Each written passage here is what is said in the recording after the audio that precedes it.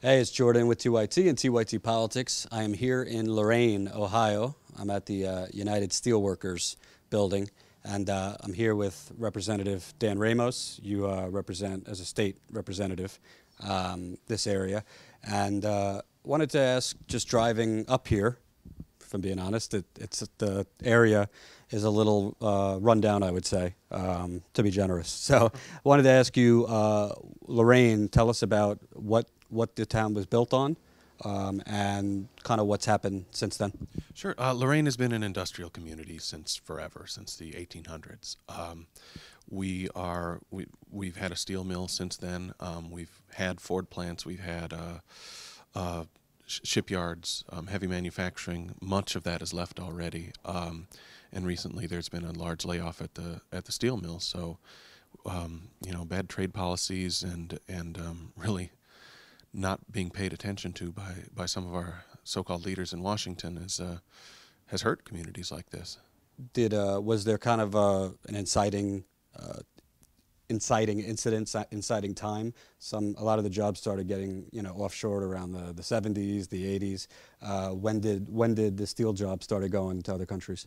Well, there's obviously been those ebbs and flows in the economy and with offshoring, et cetera. But what we've seen more so now is steel dumping from China and elsewhere, where these folks, these nations are basically trying to sell their steel at or below cost in the United States. So it's next to impossible to compete, against something that's so heavily subsidized by a foreign nation. Our workers can compete with quality with anyone in the world, but it's hard to, you know, uh, outspend the People's Republic of China. And my assumption is the government, once these, steel dumping kind of put people out of work here, government didn't say, oh, we got to help those displaced workers. Talk about what's been the shift once these jobs left here. Did people go to other industries? Was there other industry here? Well, I mean, this has been very recent. The latest layoff has been over the last year. So, folks are still struggling, trying to find hopefully coming back. The mill, they say, is going to reopen, but there are a lot of families struggling in this area, and the government's not done near enough. I mean, we have legislation in Ohio right now to cut unemployment to 12 weeks, which makes absolutely no sense for a million reasons. But, you know, the nature of this kind of industry is, even if you halt for a little while, it takes a while to turn on a steel mill. And how many were laid off this most recent round? About 1,200. 100. And how many people live in this area? The city's 60,000. So, you see a lot of the establishment folk, even President Obama, they talk about, it's the economy of the future and the new economy and all these buzz phrases.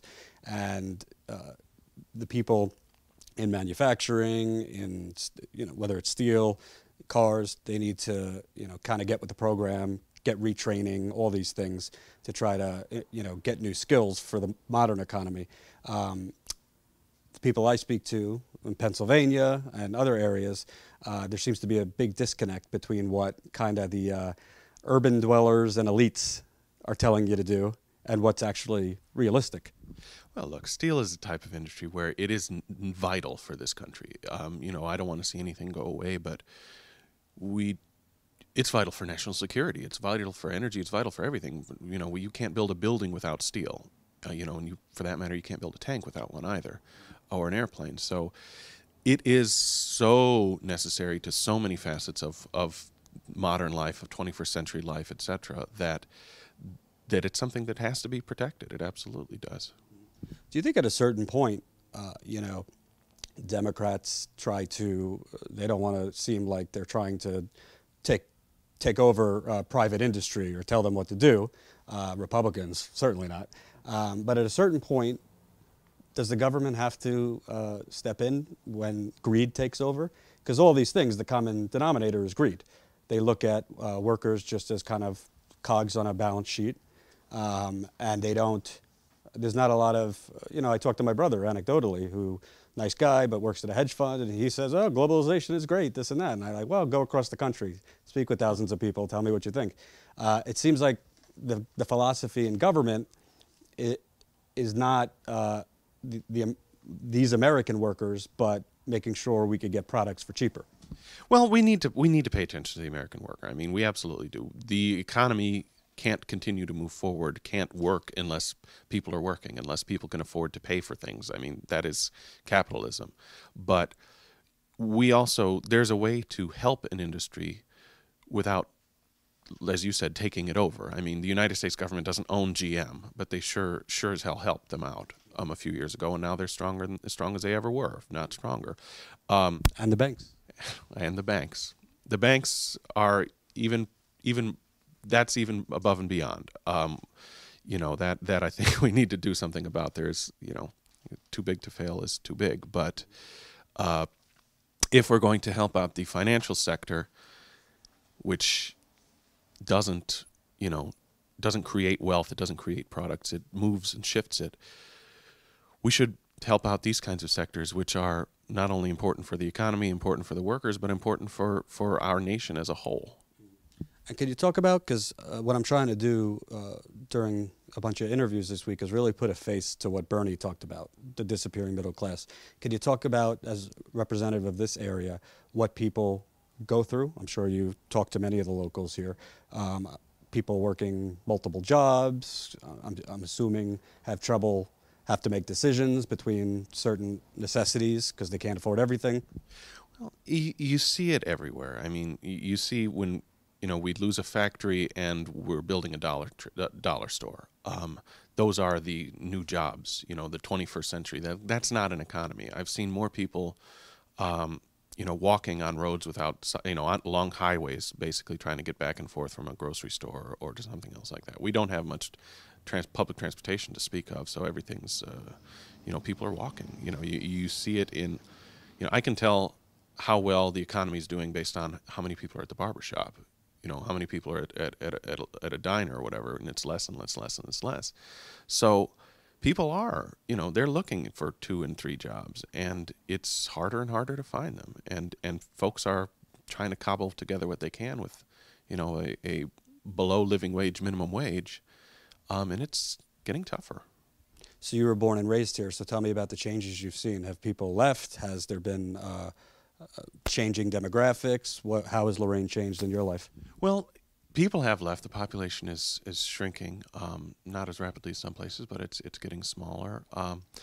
But you just see it's harder for people to make ends meet. I mean, I remember that people had boats in the lawn, and campers, and people had more new cars, and you see less and less of that. The roads are a little messed up. We're getting rid of street lights. What do you mean you're getting rid of streetlights? The city is getting rid of stoplights to save money because the tax base is going away. So what is it? Just drive at your own risk, kind of? Well, there's stop signs. I mean, we're not. We still have electricity and water and everything. But when you start looking at there are too many stoplights and we can't afford them, that is sort of the breaking point of a lot of things. And meanwhile, when Governor Kasich was running, who kind of looked like, Leave It to Beaver compared to Donald Trump, he looked like the reasonable Republican. He kept saying how great Ohio is doing and how he's resuscitated it from the dead. But you have many areas all over the state. You see some areas like this. So when Republican or Democrat politicians talk about states doing well, is this area just kind of off their radar? Oh, absolutely. It's easy to not pay attention to. This sort of kinder, gentler Governor Kasich, I'd like to meet him because he's not the guy I work with in the State House. The person who's come into our offices and said they've cut the local government fund as well in half at the state level. So not only are we dealing with a lot of the layoffs and everything else, the cities are struggling because the state cut them off as well. And he still comes in. He still came to our caucus a couple of months ago and said, no, we can talk about that, but let me explain to you how it actually works. And it's like, we're laying off firefighters. We're laying off police officers all over the state. Meanwhile, he's a Republican, so I'm assuming there's been some tax friendliness to big companies. Oh, absolutely. Every year, every budget, we have more tax giveaways for corporations, and even more so for the wealthiest, and couched in well, this is a tax cut for everyone, except, well, not really. It might be $1 off of my taxes and $10,000 off of some millionaire, and at the same time raising things like this, the sales tax, which is regressive and hurts poor people more. But he poses for a photo op in Cleveland and says Northeast Ohio is fine. In one of the neighborhoods that's doing well over there. Meanwhile, half of that city's in trouble. A lot of cities like Lorain and like Youngstown, parts of Akron, Canton, are struggling. And the answer for all of it seems to be tax cuts for the rich. And we aren't rich here, so it doesn't help us at all. I know you're a Democrat, so I don't want to get you in trouble, but I'll say it. I think neoliberal policies have also played a big part in areas like Lorain, because if you look at the 90s, I mean, NAFTA, deregulating derivatives. Bill Clinton wasn't necessarily, the friendliest to unions. I could go on. So it seems like, I think the Republicans are a little worse, but it's not like, the Democrats during an election like to throw out all these terms. I'm not pointing out you, but it seems like on both ends, neither party has really gotten anything done or even made it a priority outside of election years to, I don't want to say bring back jobs, but give people other opportunities. So what's kind of a roadmap if on one end you have people like Donald Trump, on the other end people like Hillary Clinton? I don't want to argue about this election, but it seems like there's only one Bernie Sanders nationally. So how do you start fixing the streets and fixing the school systems and giving the tax relief to people who actually spend it right away? How does that happen? Well, we need to keep pushing. We need to make sure that, the simple fact of the matter is, and I don't know Bernie, but I think he would say we need more than one person. When he talks about a movement, I've been part of that. A lot of us have been part of that. Sherrod Brown, our U.S. Senator, lived in Lorain for 20 years, so he's been fighting this for years. I know Ted Strickland wants to fight this against, Rob Portman, our other senator, who wrote half of those trade deals when he worked for President Bush. That have been killing our area and so many others. But we need to make sure that we have folks who actually understand the importance of the union movement, who understand the importance of job creation, and that job creation isn't just a tax break for the CEO. And we need those folks at all levels of government. We need them in the State House. We need them in Congress. We need, Bernie has to be there, but, we need Sherrod Brown and Al Franken and so many others to be able to have some power to stand up to something. Having the president's nice, but if we don't have the House or the Senate, we'll have the same kind of Mitch McConnell obstructionism.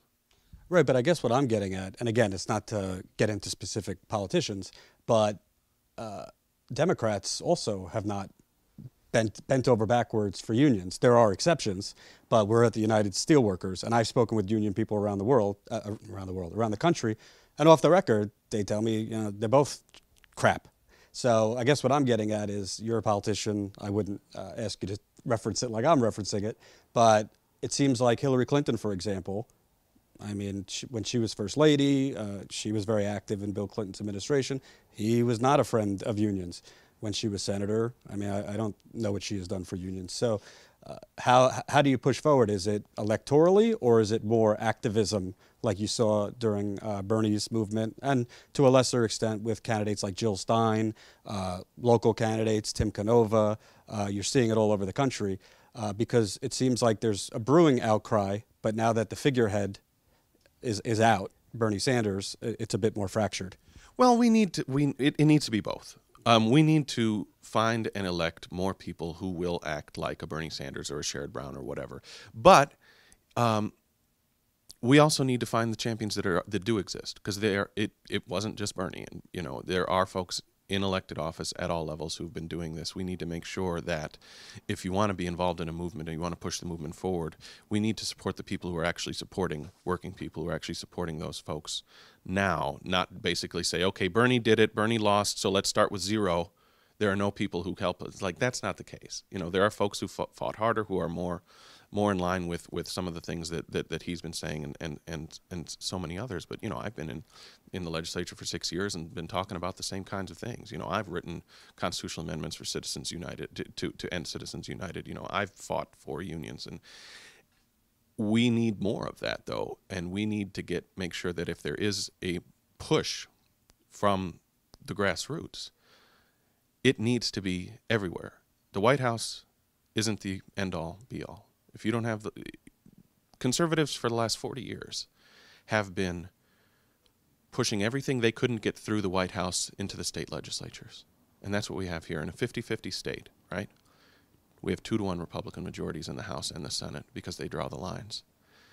How is that fair? So we end up not being able to make those pushes that we need to, but so we need to deal with unsexy things like campaign finance reform, things like how the legislative and congressional lines are drawn.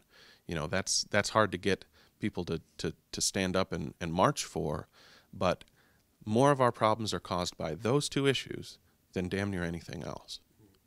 And also with unions, if people know economic history, there's a reason the 1950s and 60s were kind of, some of the best economic times in American history.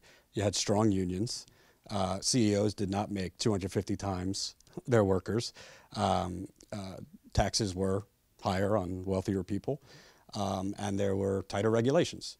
And you started seeing in late 70s, but more Reagan started with the union busting, and on we go. So we're at the steelworkers building.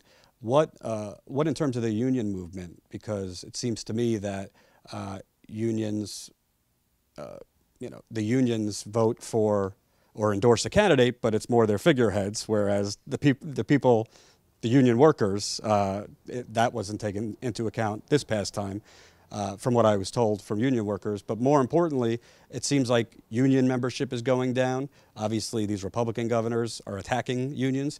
How does unions and the value of unions be restored? Well, the value's still there. Unions are that rising tide that raises all boats. Every auto worker at Ford is making a decent wage because of the UAW, but every non-union auto worker at Honda is making a decent wage because they're afraid of what they want to keep their people happy because they don't want to, which is ridiculous in a way, but it is, where there are unions, the larger percentage of unions in any community, any state, or whatever, there is a larger percentage, there's a higher wage. You look at these right-to-work states in the South, and you see the poorest states in the union. Mississippi, Alabama, whatever. All the median wage is lower there than it is in Ohio, even though we are struggling here too. So it is something that needs to be pushed. I think it's something that as a movement, and I'm a former union member myself, we should try to expand into some of these new, quote unquote 21st century, industries where there isn't that century's history of a union in this new industry, but there's no reason there shouldn't be. It can be helpful. It is helpful for not only wages, but working conditions, safety, etc. So I think it's something that needs to continue to be pushed. And last question, just from a human point of view, you grew up here, so you've seen the changes. You're fighting for 6 years. You're up for re-election too. Just for you personally, what do you feel kind of being around this area as much as you are? Is it difficult seeing kind of like your home essentially left behind to be a ghost town? That's what it seems to me, a lot of these people I meet. I was just in Altoona, Pennsylvania yesterday, and walking in some of the areas, it's kind of like has a Walking Dead feel to it. I'm not trying to be dramatic, but it's very closed up buildings, closed up shops, all that. Just for you fighting this every day, how do you deal with that? Well, it's tough. You look at things, you see that, that used to be. I sound like I'm 85 years old and I'm 35 looking at like, I remember in my day, this used to be a restaurant. It's like, that was 10 years ago, It's tough to look at those things, but it's tougher to talk to the people, who are genuinely struggling, who don't know what's next. How do I put food on the table? I've got, mortgage and 2 kids, That is the toughest part of it, is these aren't numbers. These aren't, items on a spreadsheet or whatever. These are human beings. These are human lives that that do have value and need to be valued by the people who represent them, and too often that's not the case. Where could people find out more information? You're up for re-election in November. DanRamos.com. And I'm on Facebook and Twitter and all that too. Thanks.